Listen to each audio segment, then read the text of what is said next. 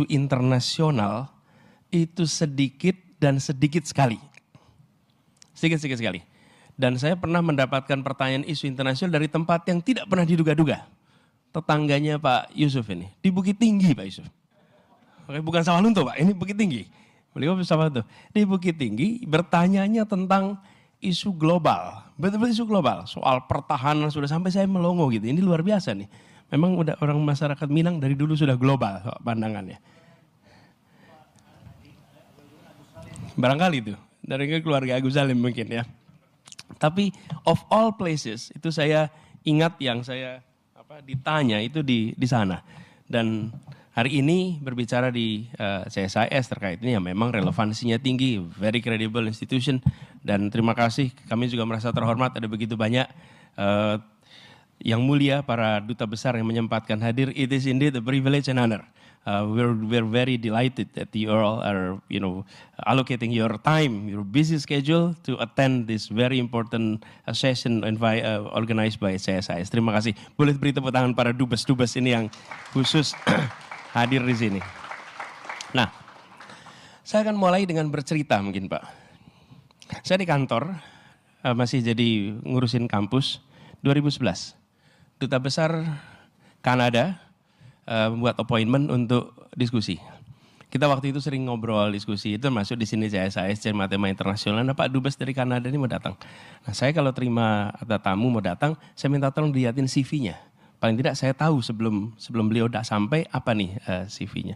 Saya baca CV-nya, Dubes Kanada ini. Lalu tertulis di situ disertasinya adalah The Spirit of Bandung and Independence Movement Across Africa.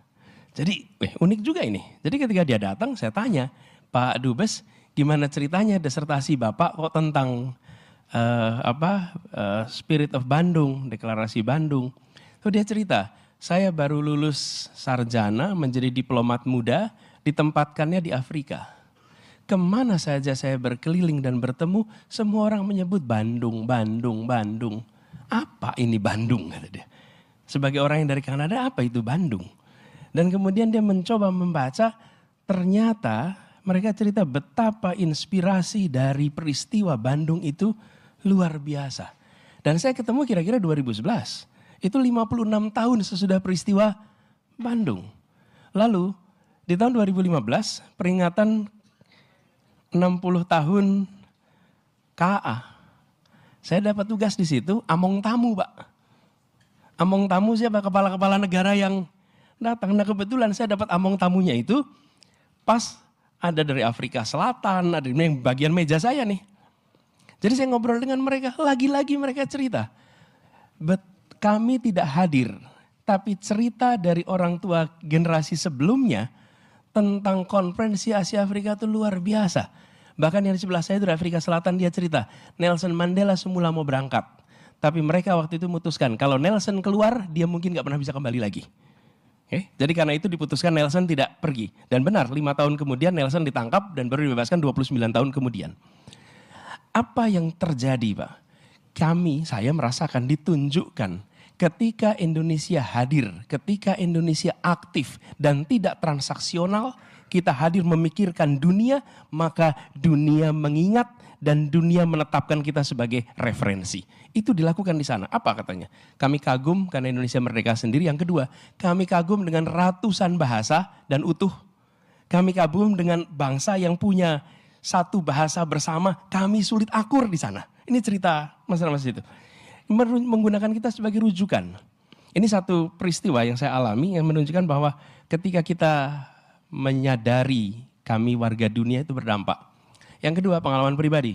Saya sekolah di Jogja. Seperti Pak Harican tumbuh di Jogja, kuliah di Jogja. SMA saya dapat kesempatan mengikuti pertukaran pelajar. Tentu bahasa Inggrisnya masih abrakadabra. Namanya juga anak SMA kelas 2.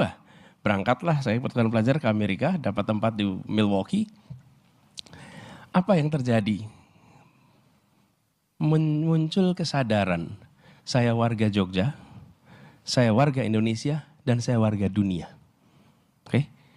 Lalu peristiwa yang saya alami ketika 2011 itu peristiwa di mana Indonesia dan pemimpin-pemimpin di Indonesia, Ali Sastroamidjojo, kemudian Soekarno dan generasinya menempatkan Indonesia sebagai warga dunia, bukan sekedar sebuah entitas terlepas dari dunia, bagian dari komunitas dunia. Dan ketika perasaan itu ada, maka kita berkiprahnya 3 level.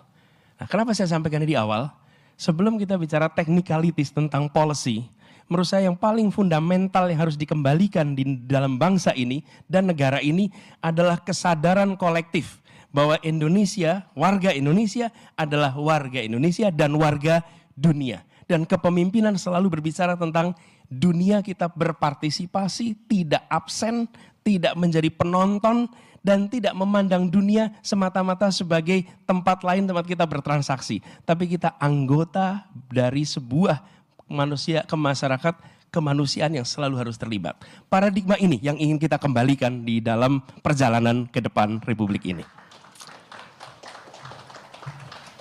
Jadi sesudah kita bicara paradigma itu, baru nanti bicara tentang apa policy-policy-nya. Jadi ketika tadi bicara brand of Indonesia dan lain-lain, karena kami ingin pandangan menjadi bagian dari dunia itu adalah sesuatu yang inherent. Kami merasakan juga Pak ketika kami bertugas di Jakarta. Pada saat kami bertugas di Jakarta, Jakarta ini kota terbesar di belahan selatan bumi. The largest megapolitan in the southern hemisphere is Jakarta. Tapi di begitu banyak forum kota dunia, Jakarta is very consistent in its absenteeism dalam kehadiran. Di seluruh konsisten kita. Jadi ketika kemudian 2017 kami mulai hadir, itu disambutnya seperti, akhirnya Jakarta datang lagi di klub-klub ini. Karena Jakarta betul-betul tidak menjadi bagian. Ada C40, World City Summit, berderet. Itu Jakarta nggak pernah menjadi bagian dari itu. We are big and we are nowhere. Lalu saya kumpulkan teman-teman di jajaran, saya bilang ini seperti kita ini warga kampung, rumahnya nomor 4 terbesar di dunia, selalu bayar iuran kampung, tapi kalau rapat nggak pernah ikut datang. Tapi tertib, rapi, tidak mengganggu stabilitas kampung. Cuman kita nggak pernah ikut di dalam rapat-rapat kampung. Cuman kita nggak mengganggu. Nggak boleh lagi. Indonesia tidak boleh lagi menjadi penonton di samping. Indonesia sudah harus aktif dan Indonesia harus direcognize. Bukan hanya sebagai sebuah negara besar, tapi negara yang bisa jadi referensi. Nah, perjalanan itu kemudian slide tadi sudah ditunjukkan ya. Kita ada 2 slide bahasa Indonesia, bahasa Inggris. Silakan Bapak Ibu pilih. Saya ingin sedikit mulai dengan gambaran perjalanan ke depan. Ini pakai ini ya, klikernya ya. Dioperasikan atau saya jalankan di sini? Oke, saya jalankan di sini. Jadi Bapak sekalian, ini adalah slide yang kami buat untuk menggambarkan perjalanan kita sebagai negara, sebagai bangsa. Dimulai tahun 28. Kita menyatakan satu bangsa, itu satu yang pertama. Satu yang kedua jadi satu negara, tahun 45. 17 tahun kemudian. Tapi waktu itu kita masih fase transisi federasi. Baru tahun 50 kita menjadi satu NKRI. Jadi kalau hari ini bilang NKRI harga mati, itu bukan 45 sebetulnya Pak. Karena NKRI-nya baru tahun 50. Soekarno dalam peringatan 17 Agustus tahun 50 mengatakan ini proklamasi yang kedua. Karena bulan April dideklarasikan satu negara integral, bulan Agustus dinyatakan itu satu yang ketiga. Satu yang keempat, ya kita tahu deklarasi Juanda yang mengatakan bahwa satu tanah dan air. Sebelumnya hanya tanah, airnya tidak. Tapi perjuangannya panjang sampai UN Close tahun 82. Jadi satu bangsa, satu negara, satu kesatuan, satu tanah air. Nah, yang kelima ini visi kita. Satu kemakmuran. Satu kemakmuran. Kenapa? Karena ketimpangan hari ini luar biasa. Bapak Ibu, saya nggak buat datanya di sini, tapi penting untuk disadari. Jawa, Sumatera, Human Development Index 20 provinsi ini dibandingkan dengan seluruh wilayah di Indonesia selisihnya 10 tahun. Jadi angka Human Development Index di Jawa dan Sumatera 10 tahun lalu itu sama dengan angka Human Development Index di seluruh Indonesia hari ini. Telatnya gapnya 10 tahun. Balkanisasi yang kita lihat dulu, kita lihatnya etnik, suku, agama, ras, bahasa. Underlyingnya adalah economic disparities. Kosovo, Slovenia, itu semua, Herzegovina, itu economic disparities yang luar biasa. Karena itu kami melihat untuk Indonesia utuh ke depan, kita harus menjaga agar Indonesia menjadi satu kemakmuran. Itu istilah yang kami gunakan. Kapan? Tahun 2045. Jadi 2045 itu, Pak Jesman kalau boleh lihat pakai term ekonomi, itu bukan kita mencapai pendapatan per kapitanya berapa atau GDP kita berapa, bukan. Tapi kita menjadi satu kesemakmuran, satu kesejahteraan. Nah, dengan pandangan itulah, maka kemudian kita melihat Indonesia menjadi bagian dari tantangan global. Kita menyaksikan tantangannya sudah lama dan kita punya beberapa. Satu yang kita sama-sama saksikan nih. Kita ada peningkatan ketegangan global. Itu kita sama-sama sadari. Bergerak dari unipolaritas menjadi multipolar.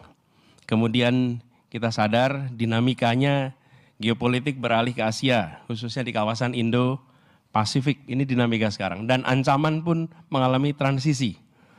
Jadi bukan lagi konvensional, tapi sudah multidimensi, ekonomi, politik, sosial, budaya, dan hibrida. Artinya ada cyber, online propaganda, economic coercion. Jadi tantangan yang kita hadapi itu jauh lebih luas daripada yang dulu kita lihat. Yang kedua, tantangan kedua. Jadi satu adalah bergeraknya ketegangan global, yang kedua ekonomi yang melambat. Kita menyaksikan bahwa perlambatan ini mungkin akan berjalan terus di waktu-waktu ke depan. Dan ada potensi arus modal ini berbalik, terutama karena melonjaknya suku bunga yang ada di Amerika.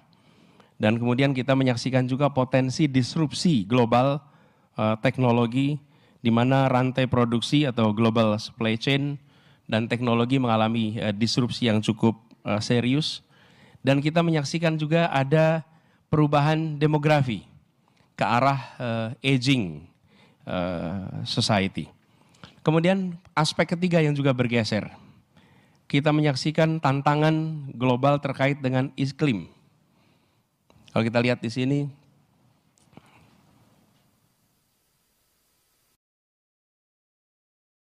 tantangan iklim yang cukup besar, climate crisis ini. Kami mengistilahkannya bukan climate change lagi, tapi sudah menjadi climate crisis. Dan kita menyaksikan adanya potensi climate injustice, di mana banyak masyarakat industri yang sudah maju, yang memicu krisis, tapi dampak dari ini semua dirasakannya secara global yang belum tentu memicu krisis itu sendiri. Dan kita menyaksikan adanya komitmen-komitmen global terkait penanganan iklim krisis iklim ini, tapi target di tiap negara justru belum jelas eksekusinya seperti apa. Lalu yang berikutnya, tantangan berikutnya regresi demokrasi. Ini seluruh dunia kita mengalami, di mana demokrasi itu backsliding, ada penurunan kualitas demokrasi. Dan kalau kita lihat pilar demokrasi trust di banyak negara, trust itu mengalami penurunan. Padahal dalam assessment kami, non-demokrasi itu pilarnya fear. Tanpa fear, non-demokrasi tumbang. Kalau demokrasi, pilarnya trust. Tanpa trust, demokrasi deteriorating. Dan hari ini kita menyaksikan adanya penurunan trust yang luar biasa pada institusi-institusi demokrasi di berbagai negara. Mudah-mudahan kita nggak mengalami itu. Mudah-mudahan ada restorasi trust yang segera bisa dilakukan. Kemudian ada kecenderungan masyarakat ini tidak juga terdidik sebagai warga dunia, tapi memandang dirinya sebagai warga setempat saja. Nah, bagaimana dengan potret politik Indonesia hari ini? Kami mencoba melihat salah satu tantangan yang menurut kami perlu dilihat adalah bagaimana Indonesia hadapi itu semua. Nah, berbagai pihak menilai bahwa selama ini politik luar negeri kita masih bersifat transaksional. Artinya Indonesia bergerak ketika politik luar negeri memberikan keuntungan investasi, keuntungan perdagangan, dan bukan sebagai tanggung jawab sebagai warga dunia. The Economist, ini saya kutip di sini, The Economist menggambarkan Jakarta Post, mohon maaf Pak Yusuf, ini dari Jakarta Post Pak Yusuf. Jadi Jakarta Post juga mengatakan hari yang ya tonnya sama kira-kira. Bahwa kita mengejar kepentingan sempit di dalam berhubungan internasional. Bahkan ketika kita lihat peristiwa invasi ke Ukraina dan kita hadir ke sana, maka kita bicaranya pun mengamankan mata rantai suplai pangan kita. Gitu. Nah ini kan soal lebih besar daripada soal pasokan pangan. Gitu. Pertemuan pemimpin global tahunan. Global tahunan. Kita di mana? Di situ. Kita harus kembali hadir di sana dan harus membawa pesan kami warga dunia dan penduduk nomor 4 terbesar di dunia, demokrasi salah satu terbesar di dunia, punya agenda 1, 2, 3, 4 untuk dunia yang harus jadi perhatian. Jadi kami melihat ini sebagai masalah ini, kalau kita transaksional seperti ini. Nah, dengan konsekuensi, dengan itu, apa yang terjadi kemudian sebagai konsekuensi? Kita menyaksikan konsekuensinya, indeks kekuatan di Asia kita mengalami stagnansi atau menurun. Asia Power Index Score Indonesia dari tahun 2018 ke 2023 itu 19,8 menjadi 19,4. Padahal untuk negeri sebesar ini, sumber daya sebesar ini, rasanya skor Indonesia harusnya lebih baik. Bahkan kita ini lebih rendah daripada Singapura skor kita. Singapura itu 25, kita 19. Kemudian Global Soft Power Index, Indonesia duduk di posisi 41. Kemudian berubah menjadi 45 di tahun 2023. Padahal kita ini negara dengan ekonomi terbesar nomor 16 di dunia. Jadi kita ini harusnya sudah berada di klubnya yang besar-besar. Tidak berada di klub yang kecil. Nah, itu potret globalnya. Tapi karena tidak ada partisipasi di global, maka tuntutan dalam negeri untuk deliver juga menjadi menurun. Kewibawaan kita di dunia internasional itu harus ditopang dengan credibility atas kebijakan domestik. Kan tidak bisa kebijakan internasional tanpa ditopang oleh kondisi domestik yang baik. Kita bicara tentang kemanusiaan, tapi di sini abuse of human right. Enggak bisa. Kita bicara tentang kesetaraan kesempatan, tapi di sini non-demokrasi. Enggak bisa. Domestiknya konsekuensinya kita menurun juga. Apa yang terjadi? Indeks demokrasi kita turun. Indeks persepsi korupsi kita turun. Indeks kebebasan kita turun. Jadi secara skala ekonomi kita besar, kita berada di klub negara-negara besar, bagian dari G20, tapi agenda-agenda dasar negara maju dan besar itu tidak menjadi bagian dari kita. Karena kita nggak ngobrol di situ, bukan bagian of the club. Nah ini yang menurut kami harus dikoreksi ke depan. Nah lalu bagaimana mengkoreksinya? Nah kalau koreksinya nanti tanya pakar-pakarnya.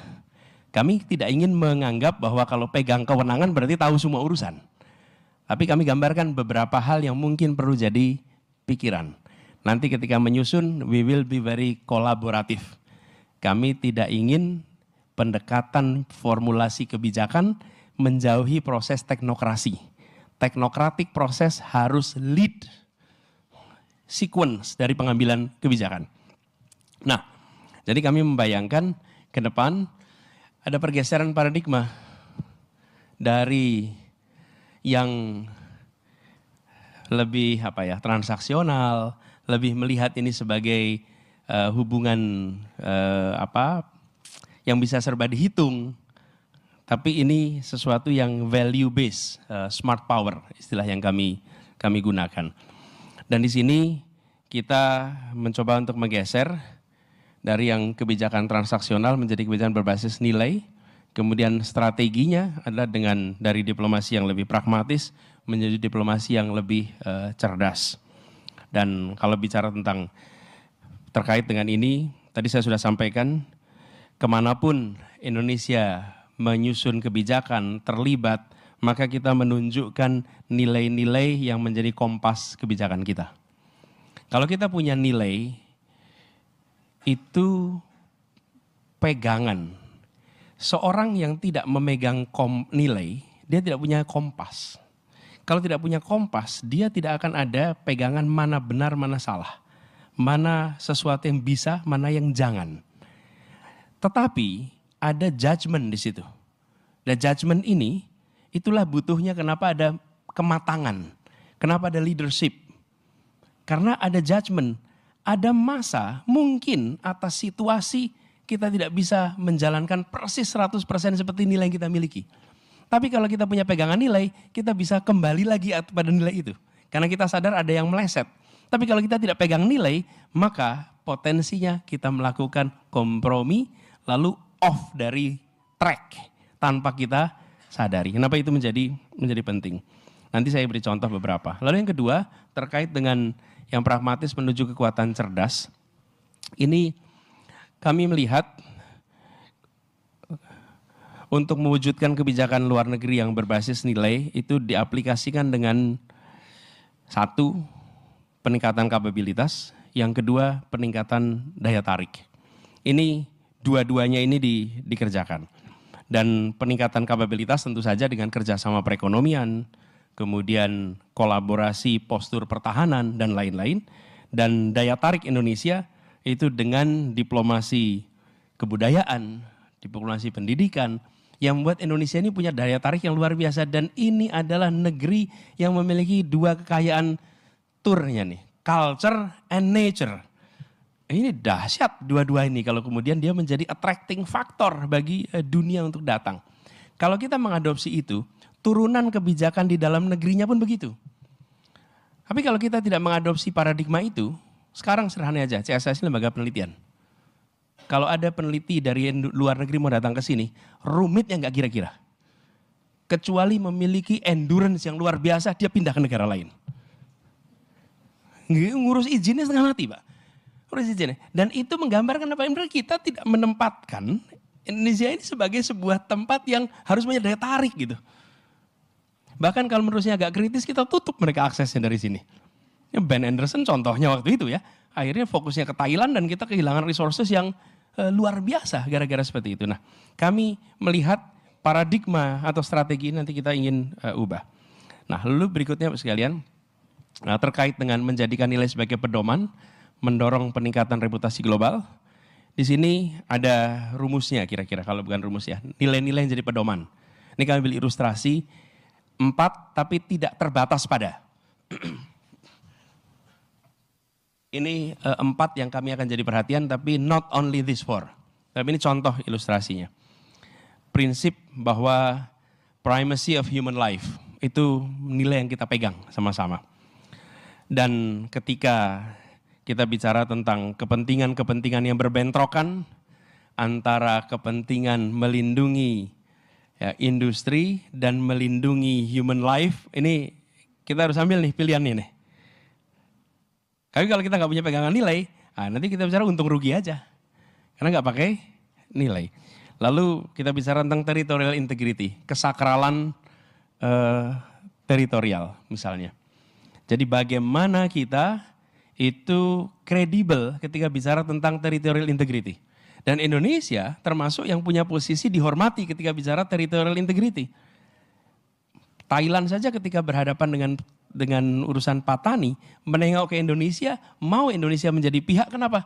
Karena dua-duanya berpandangan Indonesia tidak mungkin kompromi terhadap soal national integrity. Dia dipercaya, tidak mungkin Indonesia itu kolaboratif terhadap rebel. Karena begitu kita kolaboratif rebel, nanti bisa yang lain memberikan ruang yang sama. Lalu prinsip fairness, justice, ini keadilan, kemakmuran. Kemudian prinsip stewardship toward nature atau melestarikan alam.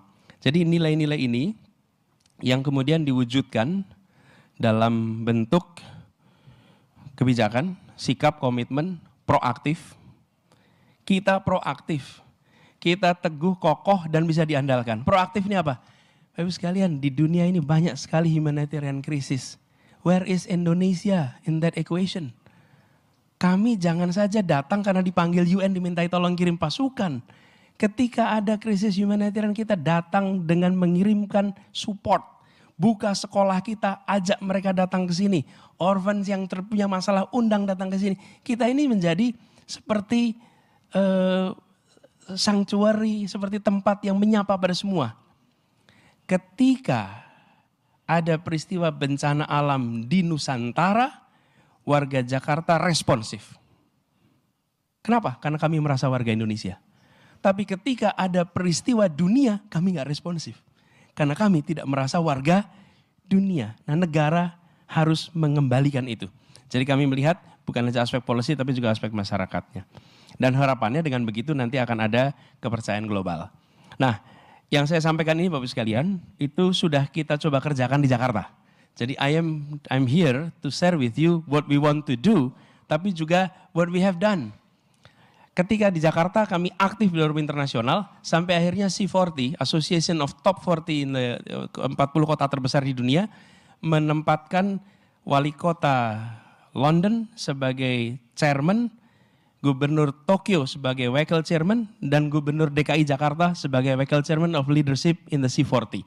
Dan itu tanpa disadari Pak, kejadian itu sebelum pandemi. Dan ketika pandemi, it's the city network yang berbagi pengalaman pengendalian menghadapi pandemi. Dan itu pengalaman kami Pak, dengan ada jejaring yang luar biasa. Wali kota sedunia itu kumpul pada masa awal krisis seminggu sekali. Sesudah mulai mundur 2 minggu sekali, Zoom berbagi pengalaman. Mendengarkan wali kota Milan bercerita sambil menangis apa yang dia hadapi. Tentang wali kota Teheran, wali kota Seoul.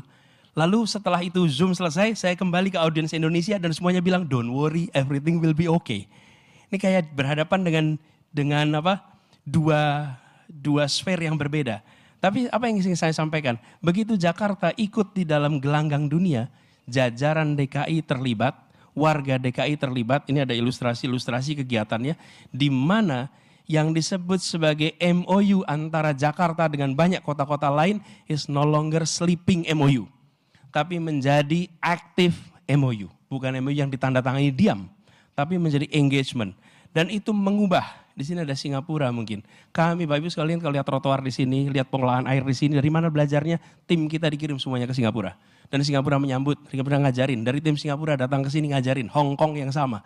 Apa yang terjadi? Dari kerjasama seperti itu, mendadak mindset orang-orang yang berada dalam jalur berkreasi juga mengalami transformasi. Jadi kami melihat Pak, kalau mindset ini diubah, maka yang terjadi itu bukan hanya policy yang bergeser, tapi juga attitude dari yang berada di birokrasi itu mengalami transformasi. Nah ini dari situ semua, kemudian kami melihat ke depan, apa yang ingin kita kerjakan, kita ingin mendaya gunakan seluruh potensi dalam negeri, dan kita ingin meningkatkan daya tawar kita di dunia internasional. Itu arah yang kita ingin lakukan. Dan ada beberapa item, saya akan